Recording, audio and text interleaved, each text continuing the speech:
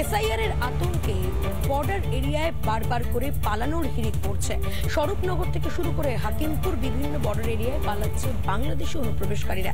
এই সমস্ত খবরের দিকে সারাদিন নজর থাকবে। তবে এই মুহূর্তে চলে যাব একবার অর্ণবের কাছে। অর্ণব, তোমার কাছে আজকে সকালের খবরের কি আপডেট রয়েছে?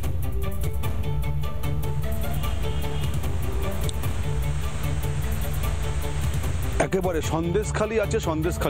সন্দেশখালী শেখ শাহজাহানের অনুগামী, সন্দেশখালী 1 নম্বর ব্লক তৃণমূলের সভাপতি ইমাম আলী গাজী ও সন্দেশখালী 1 নম্বর পঞ্চায়েত সমিতির সহসভাপতি মুসলিম শেখের বিরুদ্ধে এবার খুনের হুমকি দেওয়ার অভিযোগ তুলল মণ্ডল পরিবারের সদস্যরা। এই খবর নিয়ে সারাদিন আমি রয়েছি। এবার সরাসরি চলে যাব মালদায় দীপঙ্করের কাছে। দীপঙ্কর, তোমার কাছে কি আছে?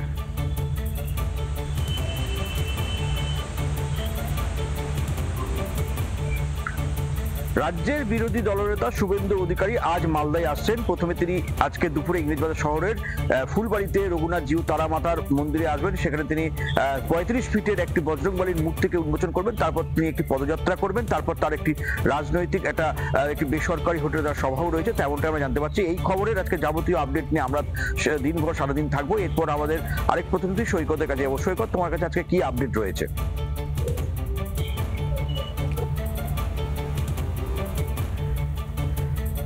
রাজ্যে এসআইআর চলাকালীন চাঞ্চল্যকর ইনফরমেশন উঠে এসেছে। 2002 সাল থেকে 2025 সাল পর্যন্ত রাজ্যের 2208টি বুথে কোনো মৃত ভোটার নেই, এমনকি স্থানান্তরিত ভোটার নেই কোনো ডাবল এন্ট্রি ভোটার। এই সব 2208টি বুথের সমস্ত বিএলও, ইআরও এবং সেই ডিস্ট্রিক্টের যিনি ডিইও আছেন, জেলা শাসক আছেন, তাদের স্বাক্ষর করা রিপোর্ট আজকে সকাল 10টার মধ্যে পাঠাতে বলেছে সিইও দপ্তর। এসআইআর সংক্রান্ত সমস্ত খবর এবং রাজ্যের অন্যান্য ব্রেকিং নিউজ নিয়ে ফিরে আসছি। চোখ রাখুন রিপাবলিক বাংলা।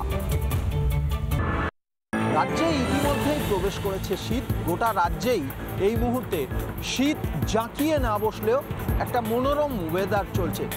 আলিপুর ওয়েদার অফিসের মতে আজকের সারাদিন মেঘলা আকাশ থাকবে, যদিও শহর কলকাতা এবং কলকাতা সংলগ্ন এলাকায় আজ সর্বোচ্চ তাপমাত্রা 28 ডিগ্রি সেলসিয়াসে থাকবে।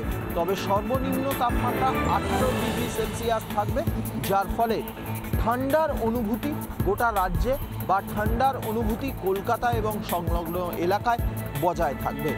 অন্যদিকে আর্দ্রতাজনিত সমস্যা বা আপেক্ষিক আর্দ্রতা সেটা বেশ কিছুটা কমে যাবে এই নিম্নচাপের পরেই। অর্থাৎ এই যে নিম্নচাপের ঘটনা, সেই নিম্নচাপ কেটে গেলেই গোটা রাজ্যে আবার জাঁকিয়ে ফিরতে চলেছে শীত, জানাচ্ছেন আলিপুর আবহাওয়া দপ্তরের আধিকারিকরা। ভিডিও জার্নালিস্ট রবীন্দ্র শর্মার সঙ্গে সৈকত, রিপাবলিক বাংলা, কলকাতা। নানা ধরনের কন্টেন্ট দেখার জন্য লাইক করুন, শেয়ার করুন আমাদের ফেসবুক পেজ, সাবস্ক্রাইব করুন আমাদের ইউটিউব চ্যানেল। পাশাপাশি অন্যান্য ব্রেকিং নিউজের জন্য অবশ্যই চোখ রাখুন রিপাবলিক বাংলায়।